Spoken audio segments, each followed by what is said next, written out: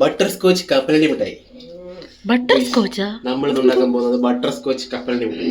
Butter സ്കോച്ചാ? Butter scotch അതും butter scotch കപ്പലണ്ടി മിഠായി. അതാണ് ഇന്നത്തെ നമ്മുടെ പരിപാടി. ഇല്ല, നമ്മുടെ പാത്രം ചൂടായിട്ടുണ്ട്. അപ്പം നമ്മളതിലേക്ക്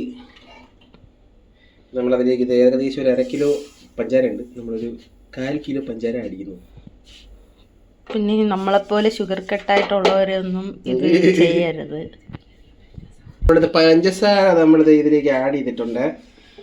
നമ്മളത് ഇളക്കി കൊടുക്കണം. ഇളക്കി നമ്മൾ അരിച്ചെടുക്കണം. അതാണ് നമ്മുടെ ടാസ്ക്.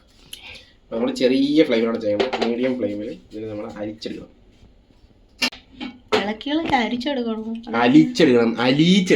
അങ്ങനെ അരിച്ചെടുക്കണമെന്നാണ് കേട്ടത്. നീ കേൾക്കും, നിന്റെ ചെവി അല്ലെങ്കിൽ ഇങ്ങനെ.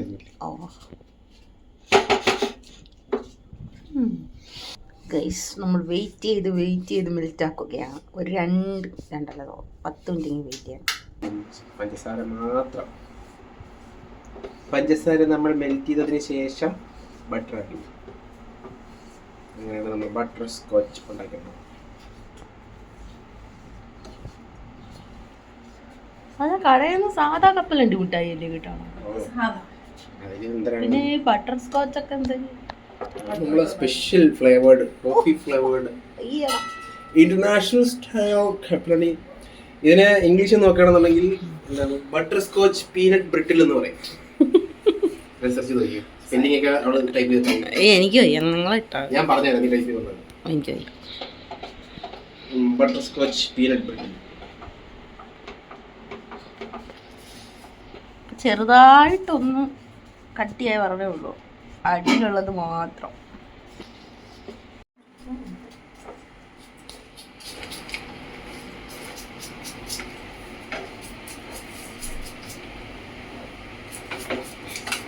ഏകദേശം ഒരു 10 മിനിറ്റോളായി.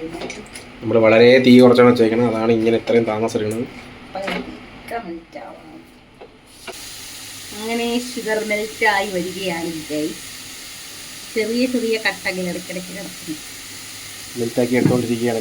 ഇതായിട്ടൊന്ന് ഇടയ്ക്കിടയ്ക്ക് മാറ്റി. അങ്ങനെ നമ്മള് ബട്ടർ ആഡ് ചെയ്യണം ഗൈസ്. എല്ലാം മെൽറ്റായി കഴിഞ്ഞു. ബട്ടർ സ്കോച്ചിന് ബട്ടർ ആഡ് കൊടുക്കുകയാണ്.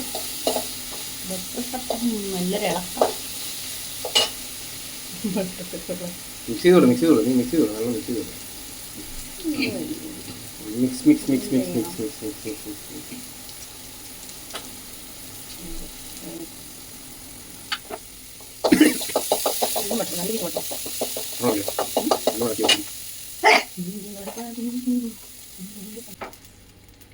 മൂന്ന് പീസ് ബട്ടർ ഇട്ടു. നമ്മുടെ ബട്ടർ സ്കോച്ച് റെഡിയായിരിക്കുകയാണ്. ഇതിലേക്ക് നമ്മുടെ പീനട്ട്സ് ആഡ് ചെയ്ത് കൊടുക്കും. നമ്മൾ ബട്ടർ എല്ലാം ഫുള്ള് മെൽറ്റായി. ഇളക്കി യോജിപ്പിക്കും. നല്ലോണം ഇളക്കി യോജിപ്പിക്കും. നമ്മളത് പാനിൽ കുറച്ച് ബട്ടർ നമ്മൾ തേച്ച് വയ്ക്കുകയാണ്. നമ്മൾ ഒഴിച്ച് വയ്ക്കാൻ പോകുന്ന പാനിൽ ഇനി ഇത് ഒഴിച്ച് വെക്കണം. നല്ലോണം ഇളക്കി.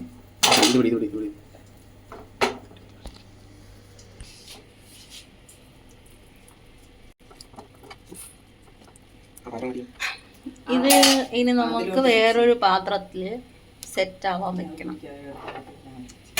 അതിനു വേണ്ടി നമ്മളൊരു പാത്രം ചെറുതായിട്ടൊന്ന് ചൂടാക്കിയിട്ട് അതിലൊരു ബട്ടർ തേച്ചിട്ട് വെച്ചിട്ടുണ്ട്. അതിലോട്ട് ഒഴിക്കും.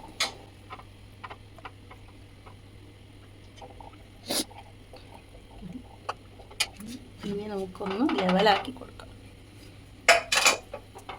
പാത്രത്തിൽ എടുത്ത് ചാടി പിടിച്ചു കൊടുക്കരുത്. നല്ല അടിപൊളി ചൂടായിരിക്കും. ഇനി ഇത് നമ്മൾക്ക് തണുക്കാൻ വയ്ക്കണം. ഫുൾ തണുത്ത് അപ്പോഴത്തേക്ക് മൊത്തം സെറ്റാവും. ഇറങ്ങിയെടുത്ത് നമ്മളിതിനെ ഇവിടെ തണുക്കാൻ വയ്ക്കുകയാണ്. റൂം ടെമ്പറേച്ചറിലാണ് നമ്മൾ വെക്കുന്നത്. ഇത് ഇരുന്ന് തണുക്കണം. ഏറെക്കുറെ ഒരു 45 മിനിറ്റോളം എടുത്ത് തണുത്ത് ഫുള്ള് സെറ്റായി വരാനായിട്ട്. അപ്പോൾ ഇതിനെയും ഇരുന്ന് തണുക്കണം. അടച്ചു വെക്കാം. അടച്ചു വെക്കണ്ട, തുറന്ന് വെച്ചേക്കണം. തുറന്ന് വെച്ചേക്കണം. അടി എന്തെങ്കിലും കാറ്റ് പോകാൻ കിടക്കുന്ന എന്തെങ്കിലും വെച്ചിട്ട് വേണം അത് കാണിക്കണ്ട കേട്ടോ. അടിയിൽ അതായത് അടുത്ത് വായു സഞ്ചാരം ഉണ്ടാവണം, അടിയിലും മുകളിലും. അപ്പോൾ 1.5 മണിക്കൂറായപ്പോൾ നമ്മൾ കപ്പലണ്ടി മുട്ടായി, കപ്പലണ്ടി മുട്ടായില്ലല്ലോ, butter scotch peanut candy, butter scotch peanut candy റെഡിയായി വന്നേക്കുവാണ്. അപ്പം നമ്മൾ പൊട്ടിച്ചെടുക്കുകയാണ്.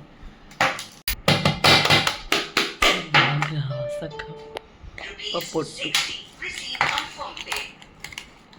അങ്ങനെ നമ്മുടെ പീനട്ട് ബട്ടർ സ്കോച്ച് ക്യാൻഡി പൊട്ടിച്ചെടുക്കുകയാണ് ഗൈസ്. മൊത്തം പഞ്ചസാരയാണ്, മൊത്തം ഹെൽത്തി അല്ല ഇത്, ഒട്ടും ഹെൽത്തി അല്ല. കടയിൽ കിട്ടുന്ന സ്റ്റോർ ബോട്ടും ഹെൽത്തി അല്ല, ഇതും ഹെൽത്തി അല്ല. ബാക്കി എണ്ണയാണെന്നുണ്ടെങ്കിൽ നമ്മൾ ഇതിൽ ബട്ടറാണ് ചേർത്തേക്കുന്നത്. അത്രയെങ്കിലും നല്ലതാണെന്ന് നമുക്ക് കണക്കാക്കാം. ചെറിയൊരു പീസ് എടുത്തിട്ടുണ്ട്, നോക്കാൻ കഴിച്ചു ഇത്രയുള്ള പീസ്.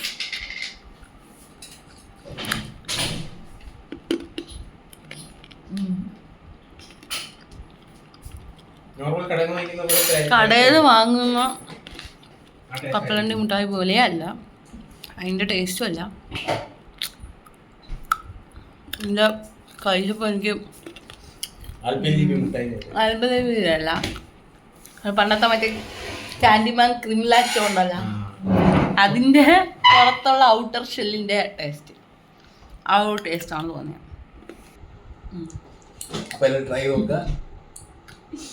ഇഷ്ടപ്പെട്ട ലൈക്ക് ചെയ്യുക, ഷെയർ ചെയ്യുക, കമന്റ് ചെയ്യുക.